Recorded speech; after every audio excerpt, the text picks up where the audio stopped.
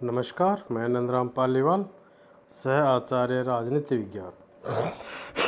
आज इस वीडियो में अपन भारत शासन अधिनियम 1935 के द्वारा स्थापित प्रांतीय सरकारें किस प्रकार कार्य करती है, प्रांतीय स्वायत्तता क्या है, इसके बारे में चर्चा करेंगे। मोंटेगू चेम्सफोर्ड रिपोर्ट के लेखकों ने लिखा, प्रांत ऐसे कार्य क्षेत्र हैं जिनमें उत्तरदायी सरकार की शीघ्र प्राप्ति के लिए कदम उठाए जाए, कुछ जिम्मेदारी तुरंत दे दी जाए और हमारा लक्ष्य पूर्ण जिम्मेदारी देने का है, जो ही स्थिति इस बात की आज्ञा दे दे। इस दिशा में प्रारंभ भारत सरकार के 1919 के अधिनियम द्वारा किया गया, जिसमें कुछ क्षेत्रों को प्रांतीय निर्धारित किया गया। इन विषयों के प्रशासन के बारे में प्रारंभिक जिम्मेदारी प्रांतीय प्राधिकारियों की थी, परंतु जिम्मेदारी एकमात्र प्रांतों की ही नहीं थी, क्योंकि सह परिषद, गवर्नर जनरल और केंद्रीय विधान परिषद को अंतिम नियंत्रण का अधिकार था। भारतीय वैधानिक आयोग ने, जो कि 1927 में नियुक्त किया गया था, सिफारिश की कि कार्यभार के अर्पण अथवा उत्तराधिकार के रूप में हस्तांतरण का जो अमल 1919 के अधिनियम द्वारा शुरू किया गया था, उसे पूरा किया जाए। यह हमारा इरादा है। उन्होंने अपने प्रतिवेदन में लिखा, भविष्य में प्रत्येक प्रांत जहाँ तक भी हो सके अपने घर का स्वयं स्वामी हो। संयुक्त प्रवर समिति यानी जॉइंट सेलेक्ट कमेटी ने प्रांतीय स्वायत्तता के सिद्धांत का समर्थन कर दिया। प्रांतीय सरकारों के पुनर्गठन के लिए जितने भी सुझाव आए हैं, उनमें विविध कारणों से सबसे अधिक समर्थन इस सुझाव को प्राप्त हुआ है। प्रांतों में आर्थिक, भौगोलिक और प्रजातीय भेदों के कारण प्रांतों को स्वायत्तता यानी आंतरिक स्वराज्य देने का विचार सबसे अधिक अच्छा माना गया। प्रांतों में दैद्य शासन को समाप्त कर दिया गया और इसके स्थान पर प्रांतीय स्वराज्य को जारी किया गया। 1935 के अधिनियम का मुख्य पुरस्कार प्रांतीय स्वायत्तता या स्वराज्य था। 1935 के अधिनियम के अनुसार प्रांतों में दोहरे शासन का अंत किया गया और उसके स्थान पर स्वायत्तता दी गई। प्रांतों में आरक्षित तथा हस्तांतरित विषयों का जो भेद 1919 के एक्ट के अनुसार किया गया था, वह बिल्कुल समाप्त कर दिया गया। 1935 के अधिनियम के अनुसार प्रांतों में न तो कोई आरक्षित विषय रखा गया और न ही गवर्नर की कार्यकारिणी परिषद। इस अधिनियम के अनुसार प्रांतों को एक नया वैधानिक दर्जा दिया गया। उसका कार्यक्षेत्र केंद्र से अलग कर दिया गया और प्रांतीय विषयों पर केंद्र के हस्तक्षेप के बिना उन्हें कानून बनाने की आज्ञा दी गई। अतः प्रांतीय स्वराज्य के दो अर्थ लिए जा सकते हैं। पहले तो हम कह सकते हैं कि प्रांतों में ऐसा शासन स्थापित किया गया जिस पर जनता द्वारा चुने हुए मंत्रियों का नियंत्रण हो। दूसरे में हम कह सकते हैं कि प्रांतीय स्वराज्य का अर्थ था कि बाहरी नियंत्रण अथवा केंद्रीय नियंत्रण से स्वतंत्रता। संयुक्त संसदीय समिति ने अपनी रिपोर्ट में प्रांतीय स्वराज्य की योजना का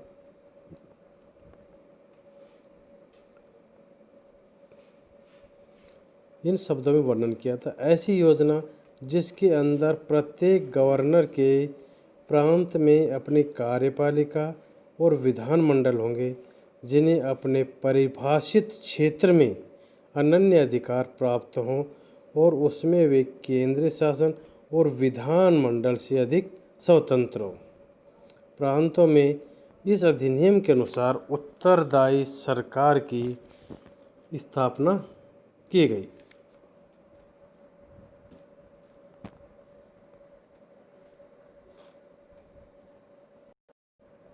अब प्रांतीय स्वायत्तता की विशेषताएं, इसकी क्या विशेषताएं थी? पहली विशेषता है प्रांत की कार्यपालिका शक्ति गवर्नर को सम्राट के प्रतिनिधि होने के कारण दी गई। दैनिक प्रशासन में उसकी सहायता के लिए एक मंत्रिपरिषद थी। चूँकि प्रांतों में उत्तरदायी सरकार स्थापित कर दी गई थी, इसलिए गवर्नर को यह निर्देश दिया गया कि वह जहाँ तक भी हो सके अपनी मंत्रिपरिषद की सलाह से सारा काम चलाए, परंतु कुछ विशेष परिस्थितियों में वह अपने संवेग या मनमानी शक्तियों का प्रयोग कर सकता था। जिन मामलों में गवर्नर को मनमानी शक्तियाँ प्राप्त थी, उनमें मंत्रियों से परामर्श लेना अनिवार्य नहीं था। इसके अतिरिक्त गवर्नर को कुछ विशेष जिम्मेदारियां भी दी गई। गवर्नर को कुछ व्यक्तिगत निर्णय की शक्तियाँ भी प्राप्त थी, जिनमें मंत्रियों से परामर्श लेना तो आवश्यक था, परंतु गवर्नर माने या ना माने उस परामर्श को यह गवर्नर पर निर्भर करता था।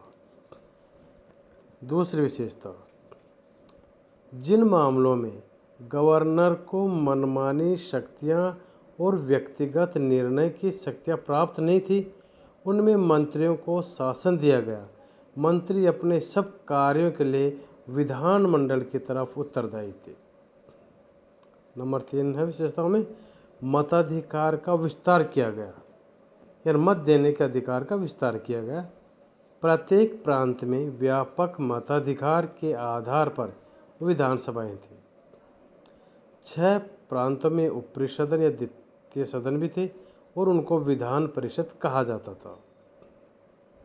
नंबर 4 विशेषताओं में प्रांतों में उच्च न्यायालय और प्रांतीय सेवाएं स्थापित की गई।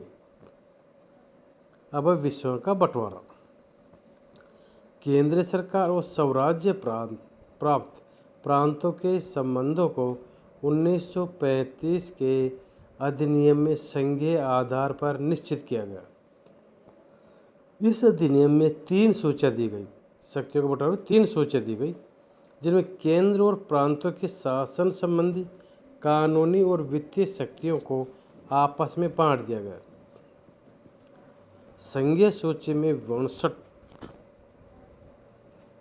विषय रखे गए, जिन पर केवल केंद्रीय विधानमंडल या संघीय विधानमंडल को कानून बनाने का अधिकार था।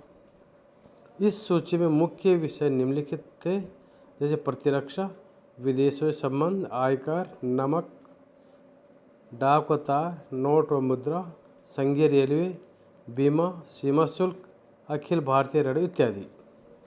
ऐसे विषय जिन पर साधारणतः केवल प्रांतीय सरकार ही कानून बना सकती थी, उनको प्रांतीय सूची में रखा गया। प्रांतीय सूची में 54 विषय रखे गए थे। इनमें महत्वपूर्ण थे कानून और व्यवस्था, जंगल, स्थानीय स्वराज्य, न्याय, पुलिस, जेल, शिक्षा, कृषि और सार्वजनिक स्वास्थ्य। तीसरी सूची थी समवर्ती सूची।